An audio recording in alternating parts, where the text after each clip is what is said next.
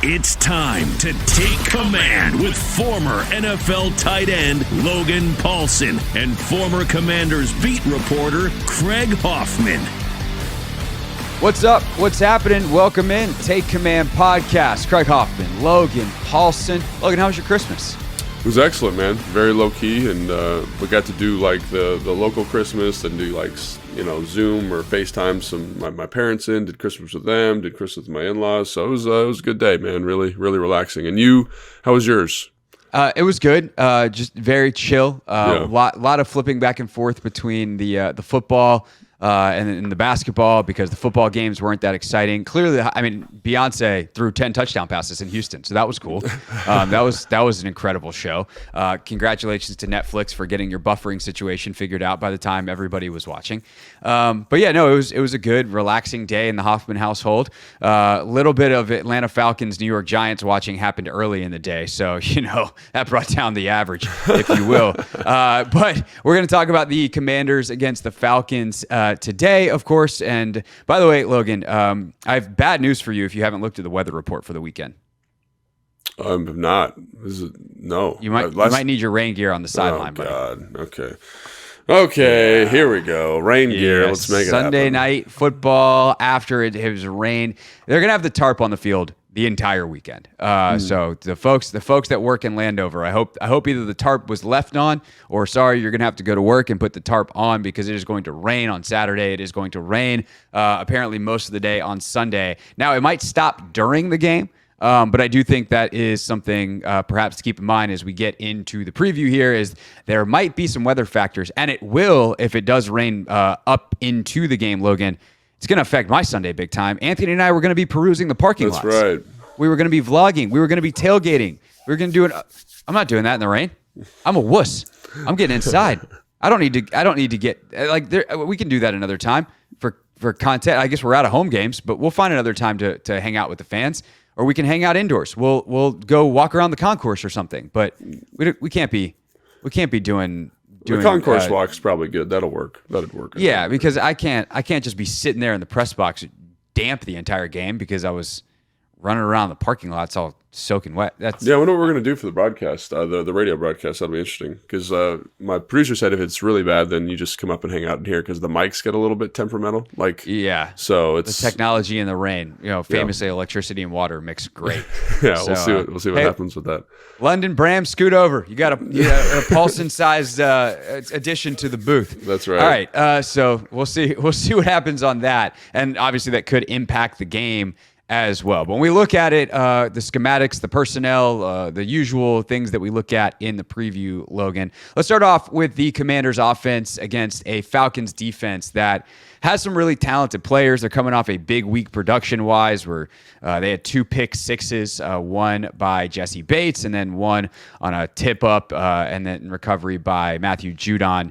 Obviously, the Commanders coming off scoring 36 points against the number 1 defense in the league, but that was in a game where they had 5 turnovers. So take your good and your bad there. What's the big thing that sticks out in terms of the Atlanta defense that you're looking at if you're Kliff Kingsbury leading the offensive meetings this week?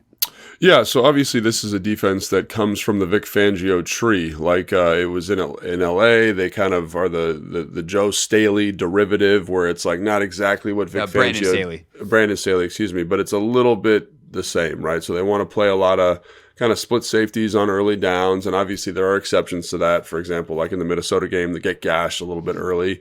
With Minnesota run the football. So they say, hey, we're going to get into like some single high stuff. So they do adjust, but they kind of want to start in some type of quarter-ish type structure. And they do it a little bit differently. Like one of the safeties gets down a little bit and you can tell he's the one that's like the run fit player. And usually it's to like the nub side of the field or the tight end side of the field or the run strength, however you want to call that. But yeah, I think it's in some ways that having this game after Philly is probably really, really good because there are a lot of similarities in terms of how they play their coverages, right? So like, I think you were telling me that, there's some statistic where 78% of the snaps, they play zone or something like that. And I think that is somewhat misleading because to me it is zone, but it is this match principle that you get from teams like Philadelphia, right? So all the stuff that you had in versus Philly, I think plays pretty well versus Atlanta because even though schematically they're the same, they do not execute it the same. And so what I mean by that is when you look at Philly, they do such a great job with their 4-man pass rush. They do a great job with their coverages in the back end. They have two really excellent linebackers that can get underneath stuff and really put you in a tough spot. Their nickel player is really, really good. So all the kind of their hook players are really good athletes and really fast. And when you watch Atlanta, it doesn't pop the same way. And I think you were talking about that in our little production meeting before. And I think that's 100% true. Like, they can't stop the run quite as well. They can't rush the passer quite as well. They don't cover quite as well. They do have weapons and playmakers, which we'll talk about in a second. But to me, it's basically like a low-def version with some slight tweaks, right? Like, I think we were talking about this too in the production meeting. Like, on third down, like, they play a ton of straight man-to-man coverage. And I thought, maybe it's because they're playing the New York Giants. But they do the same thing versus the Minnesota Vikings. And you're kind of like, whoa. And I think really the motivation Which, by the way, what a choice that is. That is a choice. And it worked out exactly like you would think. I think Sam Darnold had 6 touchdowns or 5 in that game, to 3 to Addison, 2 to Jefferson. So yeah, and so it didn't go great. Did not go great. And so, again, I think they're trying to free up Jesse Bates to kind of be that like lurk player, in that cover 3. So instead of a plug player, the safety's going to kind of be in there, read the quarterback's eyes.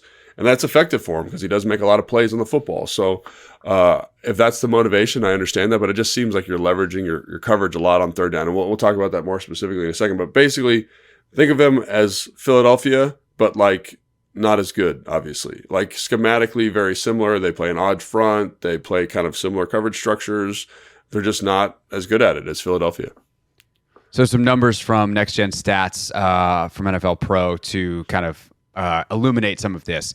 Jayden Daniels has completed 74.7. Actually, this is an interesting stat overall, and there's a couple of different numbers in this.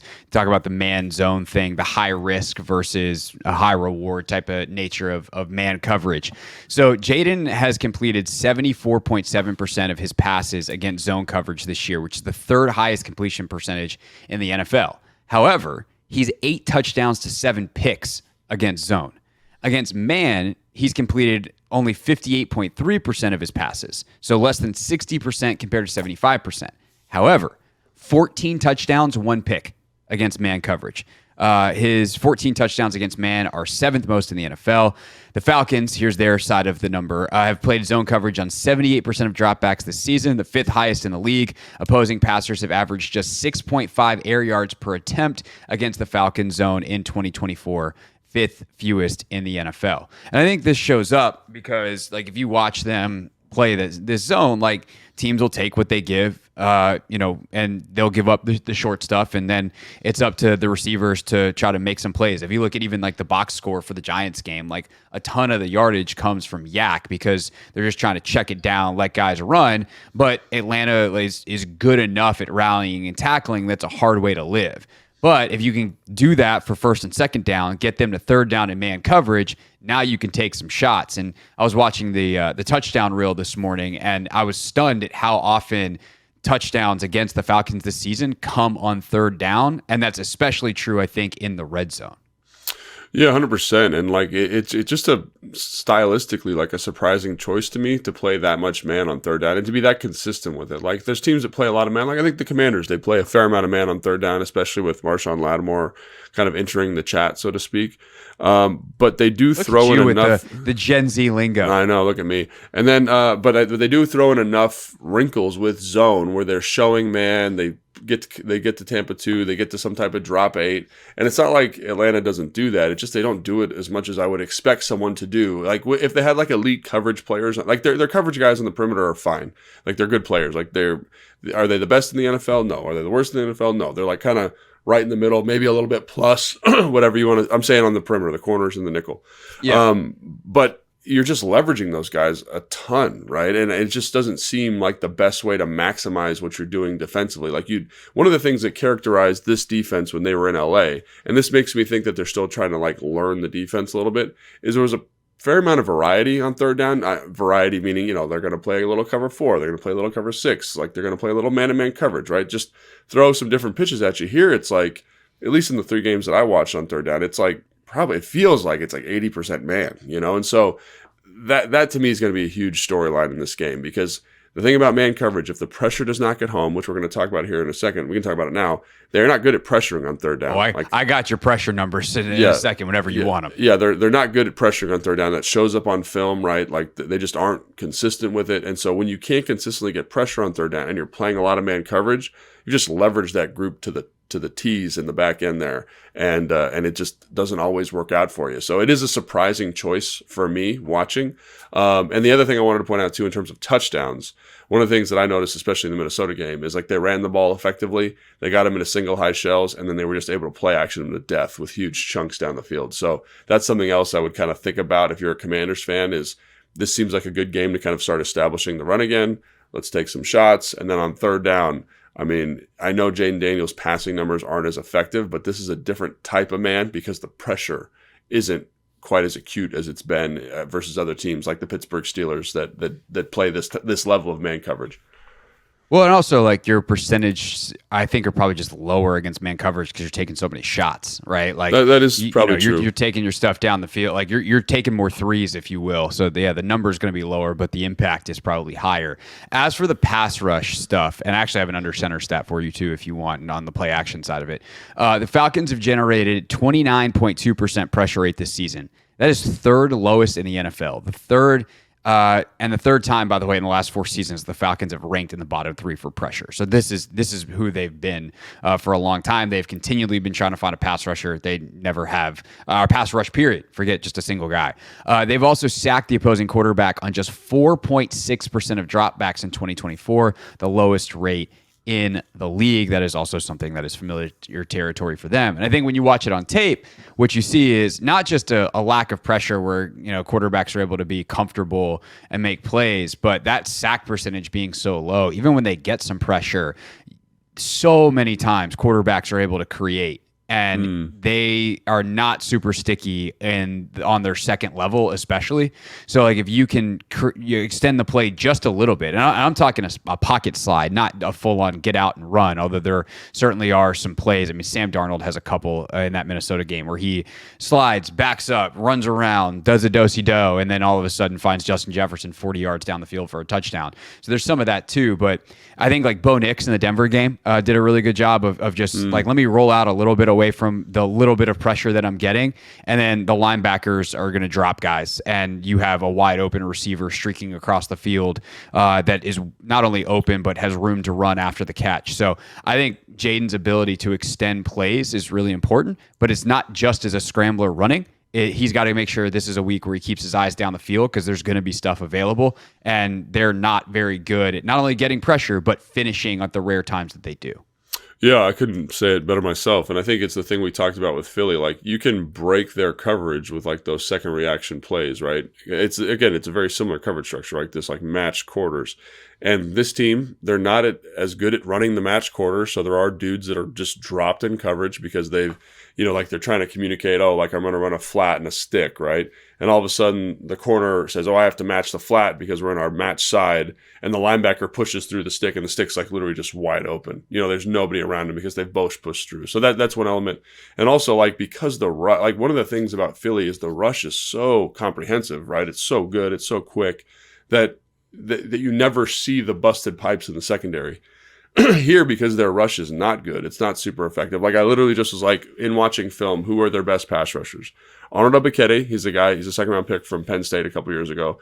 He's their most effective pass rusher. He's like their third guy, right? Zach Harrison is an interior player they're like a backup player. So, like, it's just interesting to me that the guys with their highest pass rush win rate, higher pass rush efficiency numbers are all backups, kind of rotational guys, and the starters are just flat out bad in pass rushing situations. And so when that's the case, like, you're going to have opportunities to find these busted coverages that I think we talked about this in the Philly preview.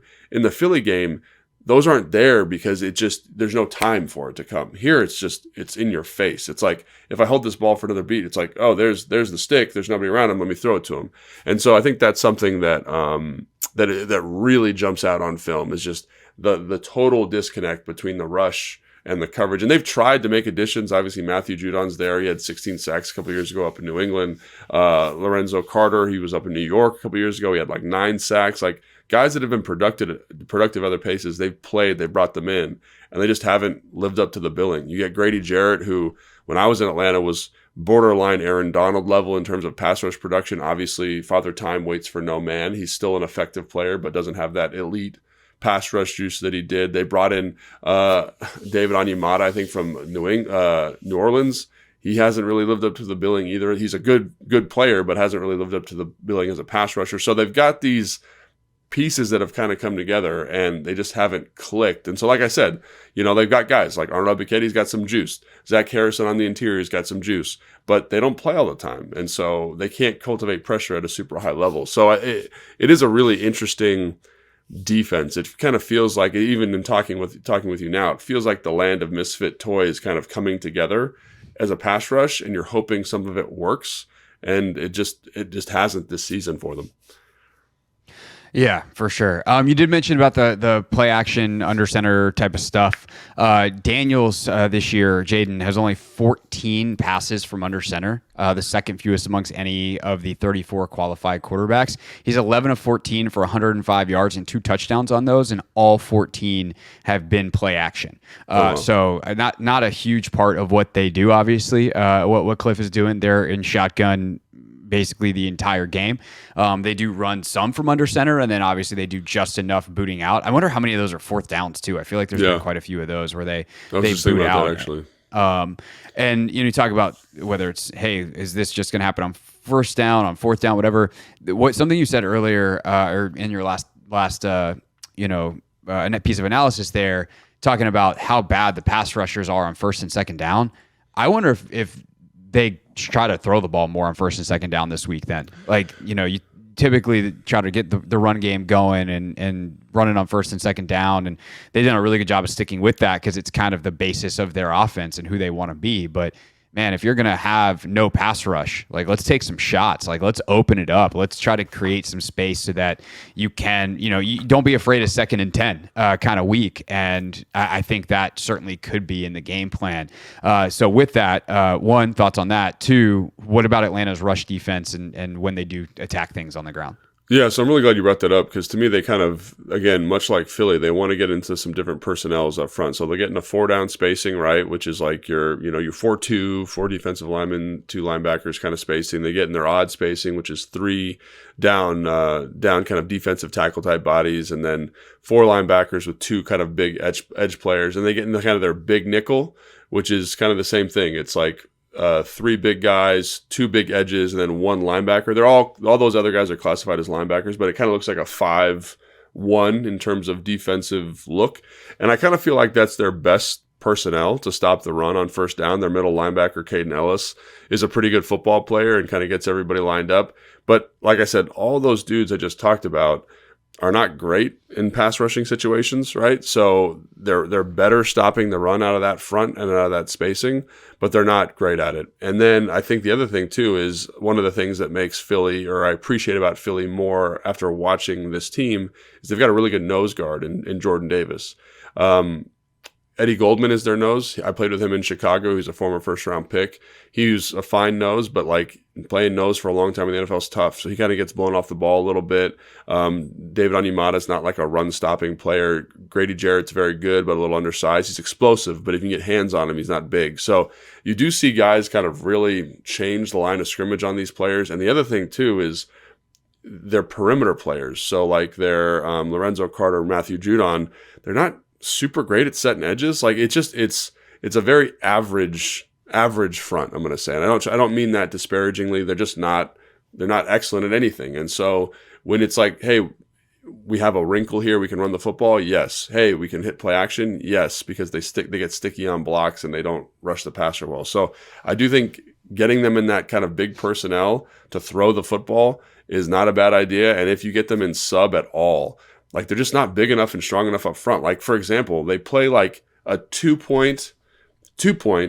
6 technique, which is like I'm in a 2-point, like in like a jamming position for like a receiver, and I'm head up over the tight end. Like you cannot stop the run from that posture, and you're going to get blown out the club, which they do all the time. So schematically, there's just a lot of stuff where I'm kind of like, I wouldn't do that if I was a defensive coordinator, just from putting guys in good positions to be successful. And then even when they are in a good position to be successful, guys don't tend to win one-on-one. So I think you can run the football in the right looks, obviously, and that's something that Kliff and Anthony Lynn got to figure out. And then I think the play action stuff, if you have run the football, becomes super, super potent because, for example, against Minnesota, they're triggering that safety down in the box. They're in this cover 3 shell. They don't do a lot of cover 3, and they're just hitting shots over top. So I do think it's kind of all on the table for you. You got to earn it. You got to sequence it. You got to call the right plays, but I think it should all be there for you. Yeah. So first thing on the running stuff from Quinn on Tuesday, he was asked about, kind of getting the run game back going. He's like, man, we can't miss the top of the pyramid. We can't miss the top of the pile. We got to be physical. Like we're not firing off the ball. We're not hitting people. And, he's like, all our offensive linemen are so smart. And they're like, oh, we got to hit we got to go this way for this guy. We got to target this here. And he's like, guys, make the mistake. Just do it quickly. Just like, let's go. And he didn't feel like in the Eagles game, like in, who was the game prior? The Saints game, that they had that. And the last time that this was like a big talking point was going into Tennessee, and they blew the Titans off the ball and rushed for 250 yards. So I do wonder how much they're thinking about that this week. Obviously, they want to establish it whenever they do run the ball. They want to be physical. They want to fire off the ball. They want to hit people. They want to give these guys a chance to go downhill. And that's going to be a huge deal. But like we talked about, the better option might be actually throwing the ball on first and second down out of some of these looks and then take your rushes where you get them. So that's something I think about from earlier in the week when Quinn spoke on Tuesday about the physicality.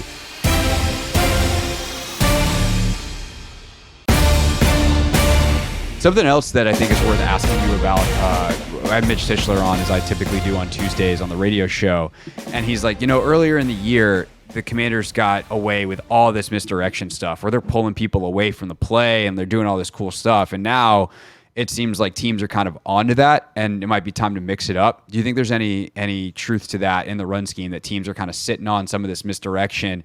And obviously, if you're pulling guys away from the point of attack, if the linebackers and the defense doesn't follow the fake, now you're just outmanned at the point of attack. So that maybe that is a factor in some of the Commanders' run struggles the last couple of weeks.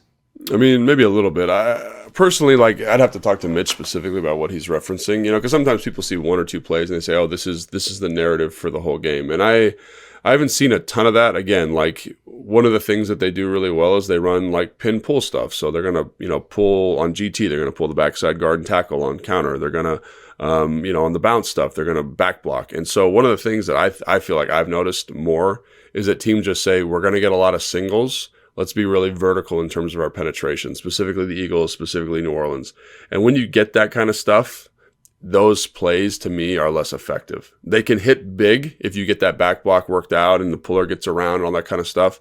But I do think every run has a little bit of kryptonite. And one of the things about a bounce play, having blocked a bounce play, is you have to eliminate penetration. So the first thing that they do, if they get a lot of penetration, it's going to muck it up. You're going to lose blockers to the front side, right? Because a guy's going to, let's say I'm the tight end to the front side of a run, and the 5 technique or the 6 just penetrates off my inside shoulder. I'm on the right side, let's say, and I block him, but I pick the second puller. So now there's a free linebacker directly in the hole, right? And I don't care how much misdirection we use, we are just short hats. And so sometimes misdirection's good. It's very helpful. Sometimes the target's a little bit off. And again, we talked about this in the Philly game. We talked about this in the New Orleans game. To me, that's the bigger thing, is they've kind of taken turns making physical mistakes, making mental mistakes. I don't know if they're actually mental mistakes, but making targeting mistakes. And then they just don't execute the block sometimes. And so to me, it's those factors more than anything. And I think, for example, when I was here with Mike, this is relevant. We ran a lot of outside zone. And so teams would have a really hard time with that early in the season because we ran it differently than everybody. We just sprinted off the ball, almost like we ran straight to the sideline. And so teams were like, we're not going to run with you anymore. We're going to set a super hard edge. We're going to have this defensive end sprint up the field. And they changed how they played our run scheme. And it made it harder for us to be good at that. And so I think that's now why you see Kyle and Sean and Matt LaFleur and all these guys around the league deploying more different varieties of runs because it demands different fits. So that's something where I'd say is, when we talked about wrinkles last week versus Philly, like, is there a wrinkle that gives you something else off of a similar look that takes advantage of them being hyper aggressive up the field? And that's why we said trap and wham and all that stuff. But this is where game planning and self-scouting becomes super important, because this is the thing that makes this run hard. How do we hurt them if they're going to play it this way? And again, that's a long kind of roundabout way. I have not seen the Atlanta Falcons play any techniques that would give this team a hard time on the runs they want to run. So to me, I'm like, do what you do. Get in there, get after them, and run GT, run bounce, and devil be damned. Obviously, if you're running it to Grady Jarrett, you need to be aware of him as a penetrator, but he's the only one. So if you can account for him, scheme him up, you should be okay. So again, like, all that to say, like, that shouldn't matter as much in this game, but it's a good conversation. Yeah, I think it's the fine balance between doing the things that you want to do that you're good at and knowing that those things are what the defense is expecting. And so if the other team knows you like GT, they're going to be prepared for GT. And so I do wonder if there is a side of Kliff or Anthony Lynn or whoever else. It's like, let's just run some inside zone this week. Like, let's just run some duo this week. And like, let's let our guys just get downhill and get forward. Like, let's just, hey, Allegretti, Biotish, Cosme, like, fire off the ball and hit someone. Straightforward, no pulling, just like get in that stance with a lot of forward momentum, and as soon as that ball is snapped, you go smash the person in front of you. And that reestablishes the physicality. It also is a bit of a change-up.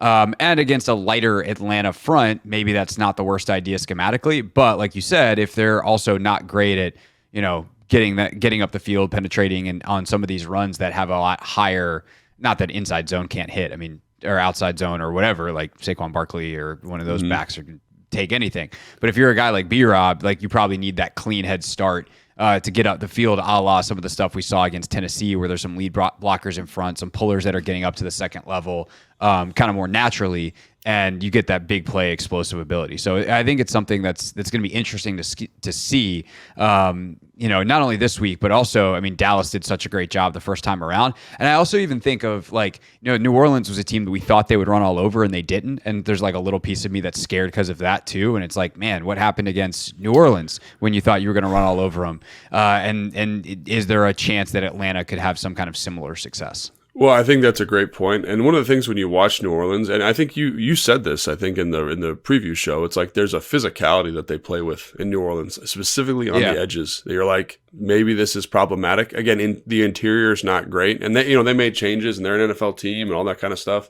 But like, they're a big front, man. Like, I was out there pregame and I was watching them warm up, and they just don't have that same type of body type here. You know what I mean? They're not super big in the front. They're not super physical on the edges. Like, that's the thing, is like, New Orleans, ever since I played, which is like probably 15 years ago now, they characterized by having like just 280-pound edge players, and they don't have that. Which, here. by the way, is hilarious because Cam Jordan's been the guy since you were playing. Yeah, and like, they've just been like, we want more of Cam Jordan's, and so everyone they bring in there is like that, just like 6'6", 275, 280, and they play harder than you think is physically possible for a guy that big, and they've got 4 of them. And so that's going to be tough. You're going to lose a lot of one-on matchups that way.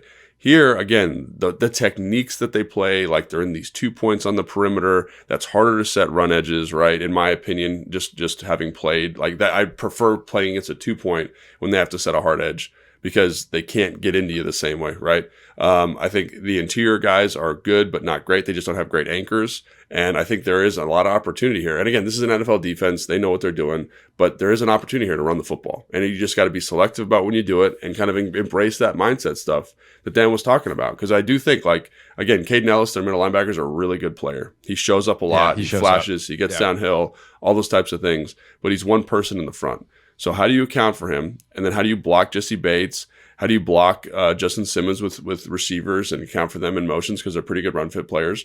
But I think you can get after this front, and that's if I'm Dan, that's my message or Kliff. That's my message to them. It's like, get after these dudes this week. Be physical with these guys and win these one-on-ones. And I think like that's what I'd like to see, is this team get back to what they did versus versus Tennessee. Because one of the things is if you get them in a 4-down spacing, so you get in your nickel packages, right? They'll give you good spacing in the front. So take advantage of it is kind of what I'm saying. Like you can dictate to them with personnel, and when you get those opportunities, take advantage and let's kick some ass.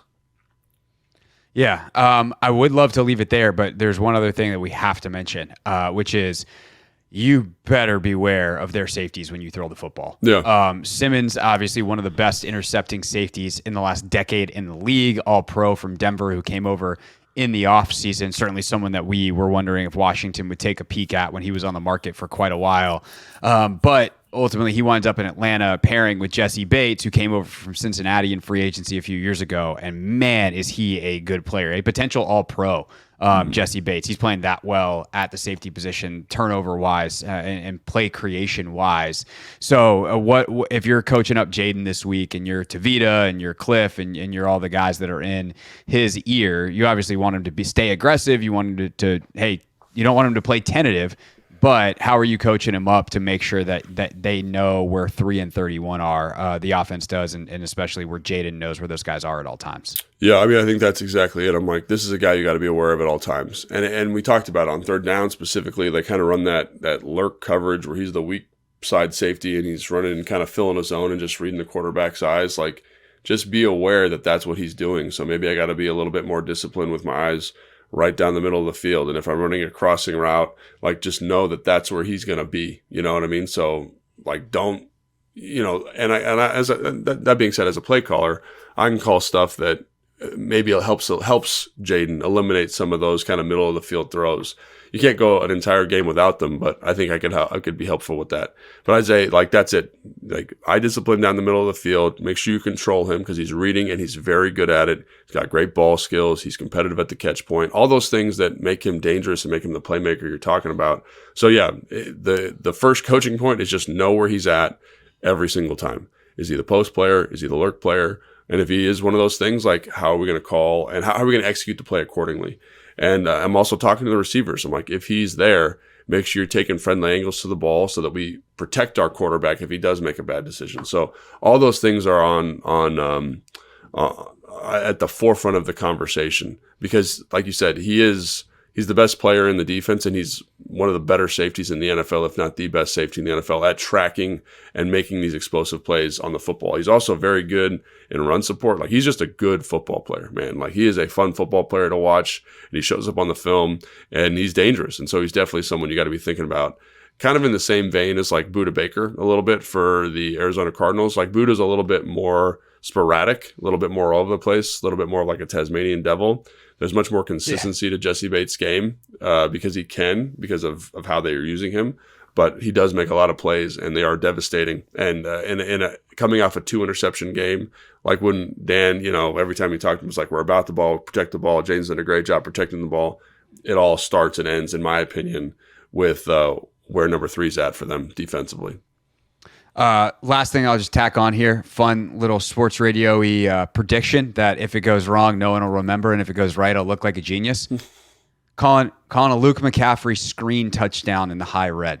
Okay. They've given up quite a few of them this year. Screen touchdowns. We know Kliff loves the screen in the high red. We're talking like 15 to 20 yards out down there in the red zone.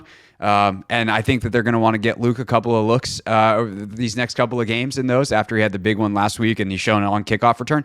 Luke McCaffrey, like 18-yard screen touchdown. I'm just throwing it out there into the universe, Logan, as a possibility. Don't hate it, man. Don't hate it.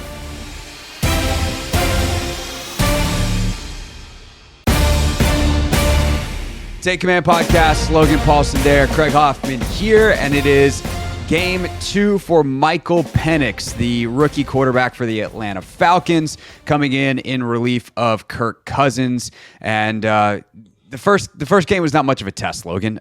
He got the New York Giants, who are not playing good football, to be very, very kind about it. Now he's Sunday Night Football on the road, potentially in the rain, against a Commanders defense that really locked it down for the final 3 quarters against Philadelphia. And it's funny, I got a stat for you that really proves why the Falcons went to Michael Penix. Kirk, obviously the interceptions and things just not going well, but their offense has the ability to be so much more dynamic with him. Penix was used in a design rollout on 24.1% of his dropbacks last week, his first start. That is the 8th highest by a qualified passer in a game this season. Kirk's rollout rate in weeks 1 through 15 when he was the starter, 2.3%, Logan. 2.3%. So, yeah, they wanted to be able to open up their offense a little bit. And I think, obviously, they were able to do that some against the Giants. They probably shut things down towards the end because they were up by a ton. What do you see from this Falcons offense, and what do you expect in Penix week 2?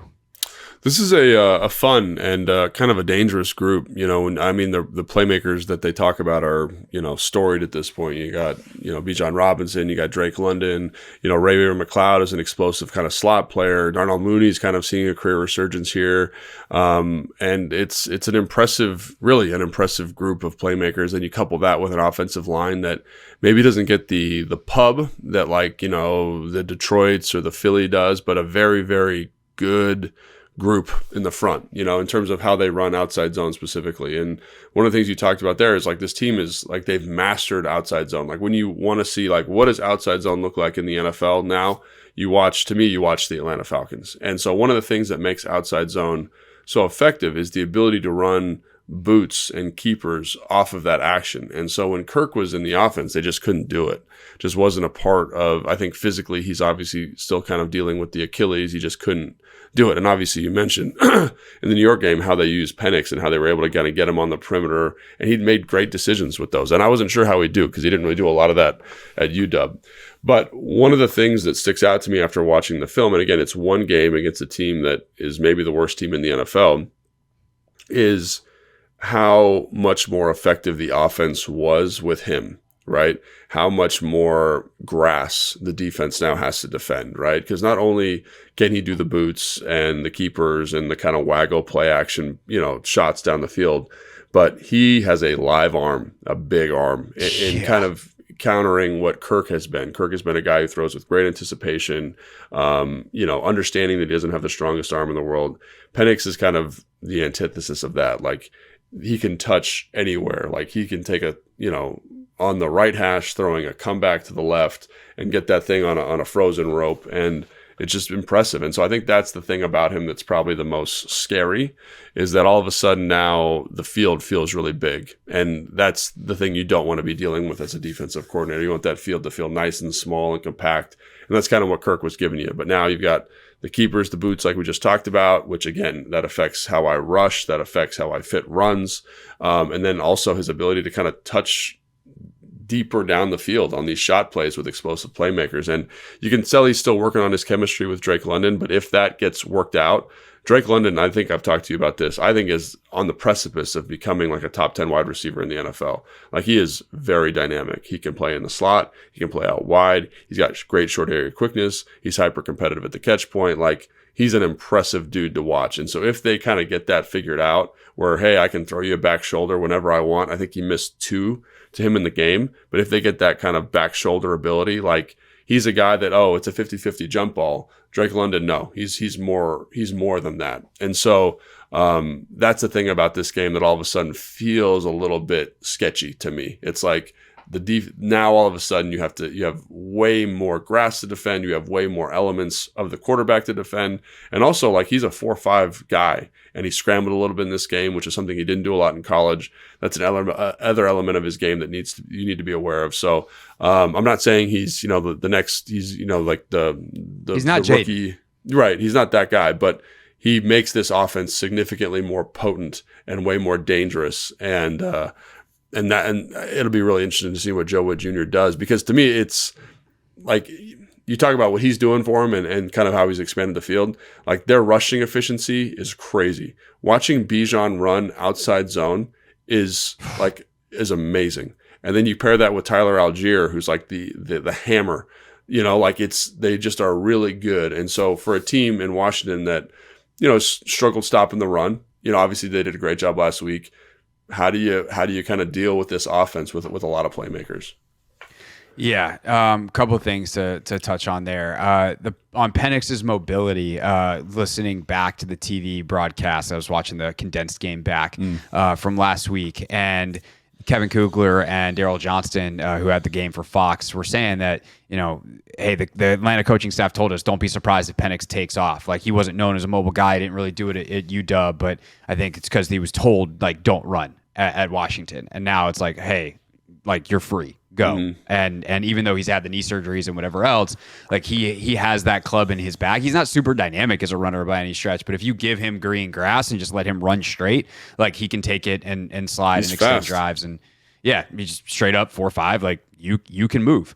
As far as London goes, God, watching him is fun. He's so quarterback friendly too. The first catch of the game he has last week runs just like your stereotypical square in, but he comes back with it and, like, just make sure that he gives Penix a good clean target. And as a big bodied guy, super competitive. That's one where we don't know, as we're recording this on Thursday morning, what Marshawn Lattimore's injury status is, but right. I would imagine if Lattimore is playing that he is shadowing London the entire game. And then you trust Sainer still on Darnell Mooney, and you go from there. But it is definitely a huge deal if Marshawn Lattimore is not going to be able to play, obviously, but especially with a guy in Drake London that is that big, that physical, and that competitive, like you said. But as for the running game, which is kind of the center of it all, Logan, you mentioned their mastery of outside zone. How about this from Next Gen Stats? Falcons rushers have been contacted behind the line of scrimmage on just 39.6 of their design rushes outside the tackle this season, the third lowest rate in the NFL. The Falcons have rushed outside on 69.7% of their design runs, the second highest rate in the NFL. So they're running that outside zone. And outside zone is one where you do get a lot of hits behind the line of scrimmage, because if one guy gets up the field, and because it's not like a straight ahead run where you're to the line of scrimmage quickly. Like, there's so much of that run that is spent behind the line of scrimmage, and you're taking that risk, because if that cutback hits, you're talking about a big gain. And so there is a high risk there. And so that number being that low I think kind of shows, one, the ability of the offensive line to block it up. And two, there are times where Bijan perhaps makes a guy completely whiff and there is no contact behind the line of scrimmage, even though there was a penetrating defender, because Bijan is that elusive. Yeah, I mean, there's just like a silky smoothness to his running style. And I'm kind of surprised, I guess, that he hasn't had more explosive runs this year, because he is so effective at making people miss in the hole and, making people miss behind line of scrimmage. Like, I don't want to say he's the best back in the NFL, because you got Saquon, you got Derrick Henry, but to me, he's, of the people that I've watched this year, he feels like the third best guy. And he's running behind a really solid group. Obviously, Chris Lindstrom, Caleb McGarry, Drew Dahlman's having a great year. Jake Matthews is still playing at a high level. Like, that's a good, consistent group. They're not the most physical, mauling. It's very different than Philadelphia, for example, the team we just played, in terms of how they get to their runs and what they do. But they do kind of a wide. They kind of are like, we are an outside zone team, and we're going to run outside zone 12 different ways, and we have a back who can elevate. And then the other thing is, like, if it's a little bit dicey, we can't, we're having a hard time. We've got Tyler Algiers, who's also playing at a higher level. Like, in terms of back tandem, to me, they're kind of in the same pantheon as, like, the Detroit guys, and they don't get as much pub because they play in Atlanta, but it's a good group. So to me, the number one thing to be worried about in this game, we talked a lot about Michael Penix, we talked about Drake London. It's like, you got to slow them down in terms of efficiency, right? In terms of how efficient they are running the football. And this is going to be a different test than what we've seen the past couple of weeks, because there's a schematic kind of nuance to what they do. And then obviously, which, because of all the motions and the shifts and the pre-snap stuff they do, think like kind of pseudo Tampa Bay-ish with some of the stuff that they do, right? Like, where it's like, we're going to jet motion, we're going to shift and hit you back with this. And it's like a little bit like, going to test your rules, going to test your fits. And you can't play super heavy boxes to him, I don't think, because of Penix at the quarterback spot. So it's going to be a really interesting day in terms of presenting a matchup or finding a way to slow them down running the football, I think. So I really don't envy Joe Witt Jr. this week. If Penix can produce the same way he did last week. And again, like, he was super efficient. I think his completion percentage was very high. He had 4 drops. His interception, the receiver basically handed the guy the ball. Like, he had Kyle Pitts in the hands. Rookie mistake. Yeah. And so, if Penix can play with that level of efficiency and they can run the ball the way they have been running it, this is going to be a tough defensive kind of, what do you take away? What's more important? And I would probably lean towards taking away the running game and just say, hey, Penix, try to beat us from the pocket. Yeah, I would 100% do that. I would play with a lot of single safety, just chin down in the box. Quan, you're responsible for center field. Marshawn, if you're playing, we're trusting you on London, and let's see what's going on from there. The other big thing you mentioned, that, like, is Bijan the best back in the league? Like, probably not. Like, it feels wrong to put him over Saquon and Derrick Henry, but he does statistically have the most missed tackles in the league. He's exceptional, man. He's exceptional. The first commander he makes miss on Sunday, I'm going to assume that there's going to be at least one, will be his 100th forced missed tackle of the season. That said, yeah. Wow. So he's got 99 coming into this game, which is the most. Here, hold on. Let me go back to the stat. 99 missed tackles this season, most in the NFL, and tied for 4th most by any player through the first 16 weeks of a season since 2018. So Dang. We're talking about a premier player playing at a very high level. However, the Commanders have recorded the 5th lowest missed tackle rate on run plays this season. On all plays, the Commanders have the 3rd lowest missed tackle rate. So the Commanders, after like week 1, week 2, where they missed a bunch of tackles, have really cleaned that up. And that has been kind of a point of pride this season, that they do not miss a ton of tackles. And I feel like sometimes even when they do, like, they rally pretty immediately. So that's going to be really important this weekend. But I think that the offensive line in general, like, that is the key, not only in the run game, but Penix last week was pressured quite a bit, but he got the ball out so fast it didn't matter. I think it was 2.47 seconds to throw. So you're talking like light. That's like Tua levels of getting the ball out. And so can the Commanders actually get home? Can the Commanders, one, be stickier on the back end than the Giants were and force Penix to hold the football? And 2, can they get home in a way that the Giants had no shot at last week? And I think part of this is their pressure packages, where they are really dynamic in what they do with Luvu moving around and with Bobby moving around. And we'll see, if John Allen's back this week. They've used Payne in some funky alignments. Like, do they get John in some of those as well? And I think that's going to be fun to watch, because watching the Giants try to blitz the Falcons was like almost comical at times. How well the Falcons offensive line slid, picked everything up, kept Penix clean, and then he's able to get rid of the ball quickly. And against a much better organized blitzing team, can they repeat that kind of performance? I think that's a huge key for this one for Washington, is the ability to actually get pressure on a rookie in a way that New York did not at all last week. Yeah, I think that's a really good point, because like, this team, this offensive line specifically, is kind of they're built with a bunch of run blockers. And that's not to say they can't pass protect, but like, in my mind, this team is like, it's like kind of the problem that like 90s Broncos teams run into. Like, they're really good at running outside zone. They're not great. So like, outside zone, play action pass, keeper's boots, right? They're really good at running that stuff. But in like straight drop back situations, they're not like great. Caleb McGarry, I was there when they drafted him. I think he's a good football player. It's been cool to see him kind of save his career and figure it out. But versus speed rushers in drop back situations, not great, right? Jake Matthews, again, is one of the most savvy players you'll ever be around, but doesn't handle power rushers very well. Like, there are some elements to them as a drop back team that if I'm the offensive coordinator, I'm really, really aware of. The thing is, like, they've built this thing so that they don't have to be in those situations that often. But to your point, like, when they are in those situations and you can kind of corral the quarterback, make him hold the football, I do think there are wins there in terms of creating pressures and giving opportunities to kind of switch the game with sacks and turnovers in that regard. So I think that's a great point. And I think it's also reinforced from like a personnel and just like a roster construction kind of position.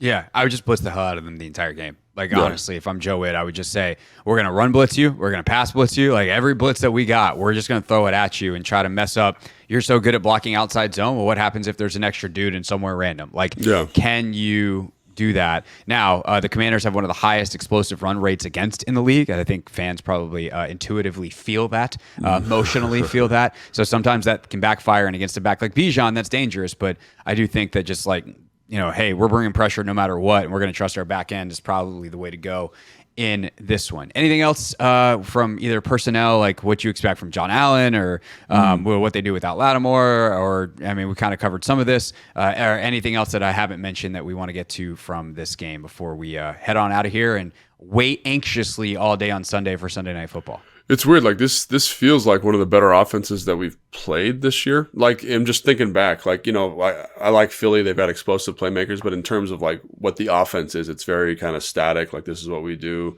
New Orleans, obviously with a backup quarterback, not great. Tennessee with, Will Levis, not great. And then all of a sudden you get this group coming in off this Giants game. You're like, man, they're really effective running the ball. They've got well-designed pass concepts. They've got a guy, at least in one game, has shown ability to get the ball there. And so I'm kind of curious, honestly, to see how they handle some of the mental elements of this, right? Because it's not going to be Philly where it's like, hey, we're throwing it to A.J. Brown or Devontae Smith. Like, we dare you to take them away. And when we're running, we're going to bring in more tight ends. We're going to run the ball. It's not like that. It's a little bit more nuanced, a little bit more kind of tendency breaking. So I'm kind of curious to see how the defense does. I think, they can win physical matchups, but there's like a mental side to this game that's going to be a little bit more challenging. And I really can't wait to watch. And I think the other thing too, which I feel like we've talked about every week, but it's so important to touch on, is that if the offense can support the defense, right? Possess the football, go on long drives, find points,